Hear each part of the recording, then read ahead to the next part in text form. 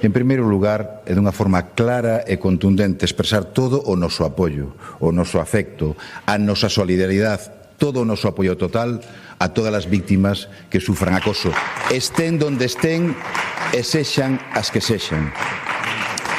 Mire, o acoso e a denuncia non ten o carné político dun só partido. Non ten o carné político dun só partido. Pero a contundencia e a protección das víctimas, sí. E esa é a do Partido Socialista. O único partido que deu un paso adiante na apertura e na protección contra esos delitos. E o facemos dunha cousa abrindo unha nova fronteira. E, sobre todo, ademais, contemplando a protección sobre deixar fora do foco a propia víctima. Algo do que vostedes, señores e señorías do Partido Popular, deberían estar calados e non dar leccións a ninguén, porque foron precisamente ante casos pasados os que centraron o foco da atención na víctima. E iso é o que nos leva a nós a responsabilidade.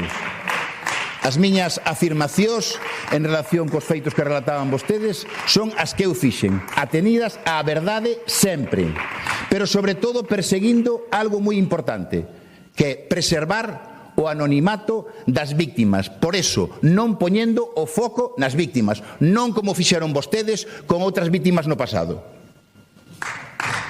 Por tanto, sacalas do foco é o fundamental. Abrir un espacio de protección é o fundamental. E a partir de aí é onde temos que seguir todos insistindo na mesma cuestión, na persecución dos feitos, pero sobre todo na denuncia desos feitos, para que o mecanismo poda funcionar, o mecanismo legal ou o mecanismo que solamente o Partido Socialista se ten dotado, ese canal de denuncias anónimo donde se poden tramitar as mesmas. Eu invito a que outros partidos asuman ese paso adiante, o asuman, fágano.